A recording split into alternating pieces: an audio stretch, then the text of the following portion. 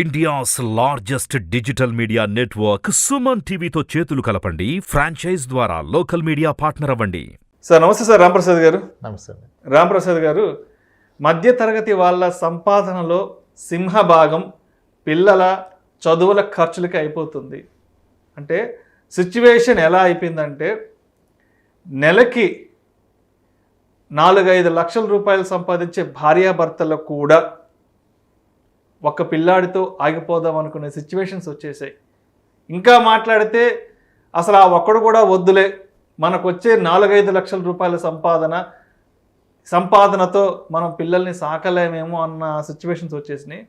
ఇంకొన్ని సినారియోస్ చూస్తుంటాం. అంటే ఎక్కడో చదవబడలేదు సార్. అంటే మన చుట్టూ ఉన్న కొన్ని విషయాలు, మన ఇంట్లో కొన్ని విషయాలు, మన బంధువుల ద్వారా తెలిసే కొన్ని విషయాలు చూస్తే ఎలా ఉన్నాయంటే, నెలకి 1-1.5 సంపాదించే అబ్బాయిలకి పెళ్ళిళ్ళు కూడా కాని సిచ్యువేషన్స్కి వచ్చేసారు. అంటే అబ్బాయికి 1.5 సంపాదన అంటే కూడా 1,00,000 రూపాయలతో ఈ రోజుల్లో హైదరాబాద్లో, బెంగళూరులో ఏం బతుకుతాం లేండి, ఒక 4-5 లక్షల సంబంధం ఏదన్నా ఉంటే చెప్పండి అంటూ ఇలాంటి మాటలు వింటుంటే ఏంటి అసలు రాబోయే రోజుల్లో బ్రతకగలమా, అసలు పిల్లల్ని కనగలమా అన్న సిచ్యువేషన్స్ వచ్చేసాయి. నేను ఎక్కువగా ఫ్రెండ్స్లో గమనిస్తుంటాను. ఆల్మోస్ట్ చాలామంది అబ్రాడ్లో సెటిల్ అయిన వాళ్ళు, సంవత్సరానికి ఒక 60-70 లక్షలు సంపాదించే భార్యాభర్తలకు కూడా ఒక పిల్లాడితో ఆగిపోయారు. ఏంటి ఇంకొక కిడ్ ఏదన్నా ప్లానింగ్ అంటే, మనకు వచ్చే సంపాదనలో ఇంకొకరిని ఎక్కడ కంటామని అంటున్నారు. ఏంటి సార్ అంటే, సంవత్సరానికి 1 కోటి రూపాయలు, 2 కోట్లు, 4-5 కోట్లు సంపాదిస్తేనే పిల్లలకనే సిచ్యువేషన్స్లో ఉన్నాము మనం నిజంగా. ఎస్ సార్, అందరికీ ఇది ఒక కన్సర్న్. ఈ ఆలోచనతోనే జబ్బులు తెచ్చుకున్నారు. అంటే ఎవరి రీజన్స్ వాళ్ళకు ఉన్నాయి. ఫస్ట్ సెక్యూర్డ్ జాబ్ లేదని ఒక భయం. పిల్లలు వస్తే పిల్లల ఖర్చులు ఎప్పటికే ఉంటాయి, మన జీతాలు ఎప్పటికీ ఉంటాయా?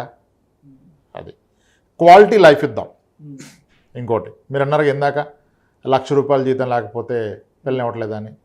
సరే, దానికి మన ఇద్దరం పార్టీ చేసుకుందాం. మనకు అయిపోయినాయి కదా పెళ్ళిళ్ళు. మనకు అంత జీతాలు లేని రోజుల్లోనే పెళ్ళిళ్ళు అయిపోయినాయి. అదొక అదృష్టం. సో ఇప్పుడు ఈ స్ట్రగుల్ అయినడికి మళ్ళీ ఫియర్ వస్తుంది. ఈ స్ట్రగుల్ అయ్యి 26 ఏళ్ళకి కావాల్సిన పెళ్ళి 31కి 30కి అయిపోతుంది కదా. ఇది ఒక భయం స్టార్ట్ అయింది అప్పుడే. అమ్మ, నేనే ఎంత కష్టపడ్డా, రేపు ఒకరిని తీసుకొస్తాను, గట్టిగా చేయాలి. ఇద్దరైతే క్వాలిటీ ఇవ్వలేను. ఒకరినైతే ఏ ఐఎంలోనో ప్రీమియర్ ఇన్స్టిట్యూట్లో చదివిస్తే వాడికన్నా పెద్ద ప్యాకేజ్ వస్తే పెళ్ళి అయిపోద్ది, మన కష్టాలు వాడు పడ్డు అని ఒక అండర్స్టాండింగ్కి వస్తారు. ఓకే, ఇక్కడ చాలా భయాలు ఉంటాయి. క్వాలిటీ ఇవ్వాలంటే ఇద్దరికి మనం చేయగలమా? పెరుగుతున్న ఫీజులు, స్కూల్ ఫీజులు భరించగలమా? ఇద్దరు ఎందుకు ఒకరిని పెట్టుకుందాం? లేదా ఇద్దరు వర్కింగ్ ఉంటే మెటర్నిటీకి బ్రేక్ తీసుకోవాలి. మెటర్నిటీ బ్రేకులు తీసుకుంటే కెరీర్లో గ్రోత్ కొంచెం స్లో అవుతుంది.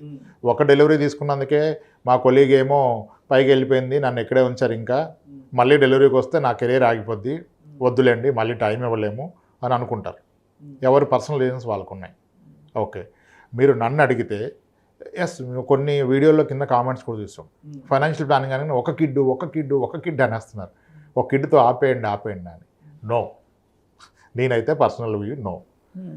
మీ యాజ్ ఒక కిడ్కి పేరెంట్స్ ఇవ్వగలిగిన గ్రేటెస్ట్ గిఫ్ట్ ఏదన్నా ఉందా అంటే అది సిబ్లింగ్. తోబుట్టువే పెద్ద గిఫ్ట్ అని చెప్తాను నేను. సార్, ఇక్కడ ఒక విషయం మాట్లాడుకుందాం.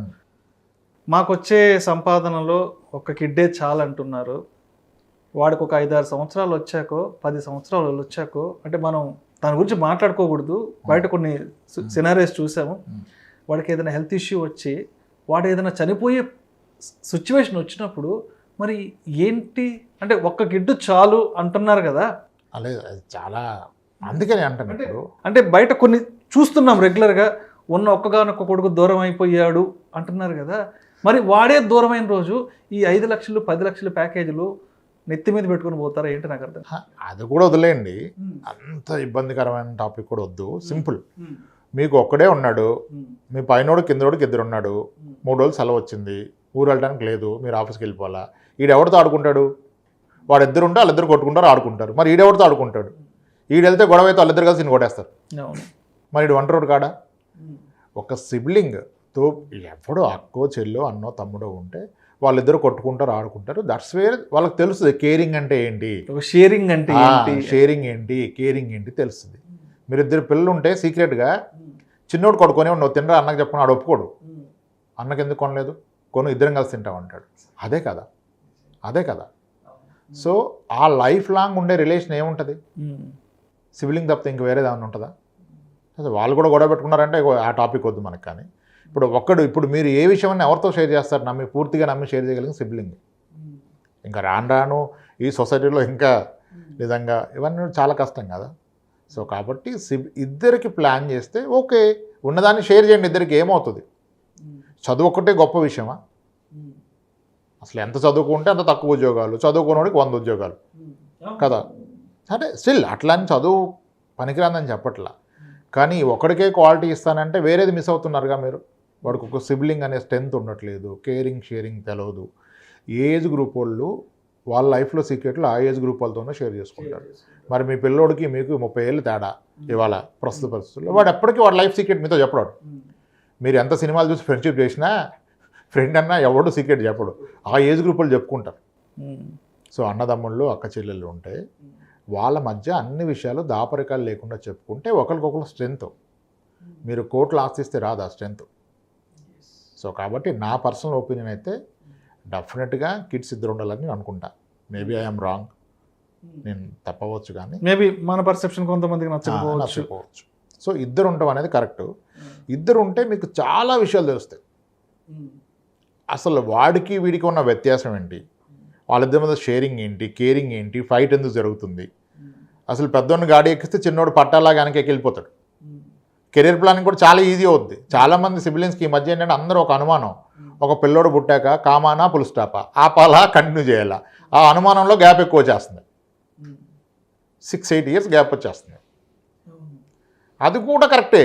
సరే అప్పుడు రాకుండా ఉంటే మంచిది. అది వచ్చినా మీ ఫస్ట్ నోట్ సెటిల్ అయితే సెకండ్ నోట్ వాడు చూసుకుంటాడు ఆబ్వియస్గా. ఇప్పుడు మీరు చూడండి, చాలామంది పెద్దమ్మ వెళ్ళిపోతుంది US కెనడా, మ్యారేజ్ అయిపోయినా తమ్ముడిని చెల్లిని తీసుకెళ్ళి చదివి చేసుకుంటుంది. రారా నిన్న నీకు ఎందుకంటారు.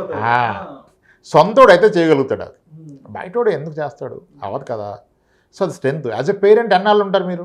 మీ తర్వాత ఎవడు తోడు ఉంటాడు? మీ కొడుకో కూతురుకో. ఆడికి మీకు 30 ఏళ్ళు గ్యాప్ ఉన్నప్పుడు పోవటానికి కూడా 30 ఏళ్ళు గ్యాప్ ఉంటుంది కదా.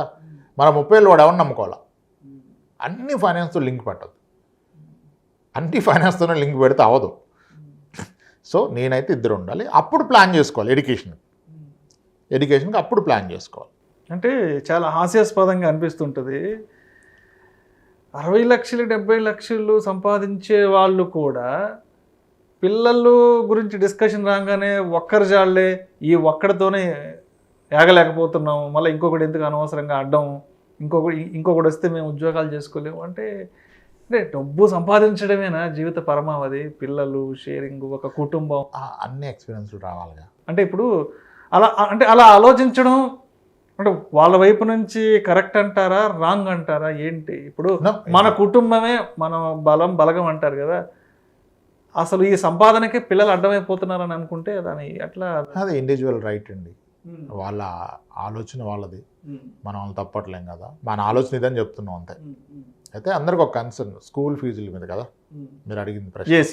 స్కూల్ ఫీజులు కదా ఎక్కడికో వెళ్ళిపోయినా ఎమోషనల్గా వెళ్ళిపోయినా, స్కూల్ ఫీజులు ఎక్కువైపోతున్నాయి అంటున్నారు. ఎస్, ఎక్కువ అవుతుంది. ఎందుకంటే ఆ స్కూల్కి ఆ ఖర్చు ఉంటుంది ఈరోజు. ఇప్పుడు అందరికి నచ్చే టాపిక్ ఏంటి తెలుసా? లక్షలు కట్టేస్తున్నారా, మన స్కూల్కి ఎంత అయిందిరా, మన చదువంతా 1,00,000 అయిపోయింది, మా వాడికి నర్సరీకే 1,00,000 కట్ట అంటాడు. ఆ 1,00,000 కడితేనే ఆ ఎమ్యూనిటీస్ బిల్ అవుతాయి అక్కడ. అసలు ఒక విషయం నచ్చకపోవచ్చు అందరికీను. అసలు ఒక విషయం తెలుసుకుందాం. అందరం ఇప్పుడు ఎడ్యుకేషన్ కాస్ట్ పెరిగింది అంటున్నాం. పెరిగిన మాట నిజం. కాస్ట్ కాదు, దాని ఖర్చు వాళ్ళకు కూడా పెరిగింది. ఓకే, ఎడ్యుకేషన్ అండ్ హెల్త్ రెండూ ఖర్చులు పెరిగాయి. అంటే ఆ ప్రొవైడర్స్ కూడా ఖర్చులు పెరిగాయి నిజానికి. ఇప్పుడు మన తెలుగు రాష్ట్రాల్లో గవర్నమెంట్ ఖర్చు పెడుతున్న ఒక విద్యార్థికి గవర్నమెంట్ ఖర్చు పెట్టే బడ్జెట్ ఎంత తెలుసా మీకు? ఒక గెస్ట్ చెప్పండి, మీరు ఒక గెస్ట్ చెప్పండి. నాకైతే నిజంగా ఐడియా లేదు అసలు. డే స్కాలర్ అంటే స్కూల్కి వెళ్ళి వచ్చే విద్యార్థికి గవర్నమెంట్ పెడుతున్న ఖర్చు 65,000 నుంచి 90,000 మధ్యలో ఖర్చు పెడుతున్నారు.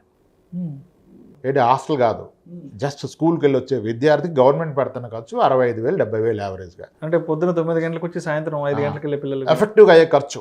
అంటే ఆ టీచర్స్కి ఇచ్చే సాలరీస్ అయితేనేమి, వాళ్ళకి ఇచ్చే సపోర్ట్. మీకు ఆ ఈక్వలెంట్ ఫెసిలిటీస్ రావాలంటే కూడా 60,000-70,000 అవుద్ది. గవర్నమెంట్కి అంతైనా ప్రైవేట్కి కూడా అవుద్ది కదా ఖర్చు. అవునవును. మరి ఆ ఖర్చు ఉన్నప్పుడు వాడు తక్కువ రేట్లు ఎలా ఇస్తాడు? మనకు అందరికీ కనెక్ట్ అయ్యే కామన్ పాయింట్ ఏంటంటే చదువుకి ఎక్కువ, ఆరోగ్యానికి ఎక్కువ, హాస్పిటల్ ఖర్చులు ఎక్కువ అంటాం. మరి పెట్టే వాళ్ళకి కూడా అలాగే అవుతున్నాయి సార్.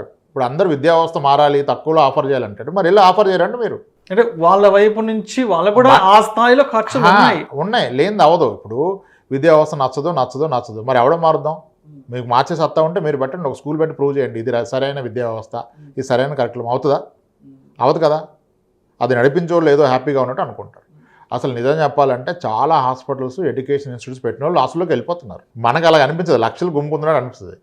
లక్షలు గుమ్మితే వాడు ఆపరేషన్ల కాస్ట్ ఎంత, దాని వెనక వాళ్ళకున్న స్ట్రగుల్ ఏంటో అది కూడా చూసుకోవాలి. Everything comes at a cost. విద్యా వ్యవస్థను మార్చమంటాం. ఎలా ఉండాలి విద్యా వ్యవస్థ? విద్యా వ్యవస్థ ఎలా ఉండడం సింపుల్. నేను ఏమనుకుంటా అంటే సండే రోజు పిల్లవాడు అంత హ్యాపీ ఉంటాడు, మండే కూడా అంత హ్యాపీగా ఉంటే అది రైట్ స్కూల్ అంతే. అది నేర్చుకుంటే కాదు, ఆడు ఎంజాయ్ చేస్తే అది రైట్ స్కూల్. ఆడది నేర్చుకోవాలంటే స్కూల్లో 2-3 పీరియడ్స్ స్పోర్ట్స్ ఇవ్వాలి. అది ఇస్తే ఇంకా చదువు ఎక్కడదని మానేపిస్తున్నారు పేరెంట్స్. చాలా వెస్ట్రన్ కంట్రీస్లో 90 minutes is physical exercise in a school. 90 minutes and above ఉంటుంది పర్ డే ఫిజికల్ ఎక్సర్సైజ్. ఇక్కడ అసలు ఆడుకోవడం అనేది అదొక పెద్ద తప్పు స్కూల్. అలా ఎవడన్నా స్టార్ట్ చేస్తే ఈ పేరెంట్సే పంపరు. మళ్ళీ ఉన్న 5 పీరియడ్లో 3 పీరియడ్స్ 2 పీరియడ్స్ స్పోర్ట్లే ఆడిస్తే ఇంకెక్కడ ఉంది? బట్టలు అంతా పాడు చేసుకుంటాడు. బట్టలు కాదు, ఆడు హెల్దీగా అయిపోతాడు, సన్నగా అయిపోతాడు, మొహం బెక్కిపోద్ది, ట్యాన్ పడుతుంది, ఎండలో ఆడిస్తున్నారని పంపరం. తప్పు కదా. సో వ్యవస్థను మార్చడం అనేది ఒక ఇండివిజువల్ చేతిలో లేదు. ఉన్న దాంట్లో బెస్ట్ పిక్ చేసుకోవడం మనకు ఆప్షన్ లేదు కదా. ఇప్పుడు లేదు స్కూల్ తప్పంటే నేను స్కూల్ స్థాపించాలి, ఆ సత్తా లేనప్పుడు నేను ఇంక మాట్లాడకూడదు. ఉన్న దాంట్లో బెస్ట్ పిక్ చేసుకోవాలి. అటు భవిష్యత్తుకి ఏది రైట్. డెఫినెట్గా అవన్నీ కాస్ట్లోనే వస్తాయి. విద్యా వైద్యం అనేది ప్రాఫిట్ ఉండకూడదు అనేది ఏదో రూల్స్ మాడతాం, కానీ అసలు ముందు లాస్లే ఉన్నాయి అక్కడ. ఏదో ఒకళ్ళిద్దరూ సంపాదించవచ్చు, కానీ ఎక్కువ మంది మీరు చూడండి, నేను చాలామంది చూస్తాం కదా, 80 బ్రాంచులు ఉన్న ఒక విద్యా సంస్థల్లో చూస్తే 19 కోట్ల అప్పు, ఆన్ టైం పే చేయలేక ఈఎంఐలు, సివిల్ డిఫాల్ట్ అయిపోయింది.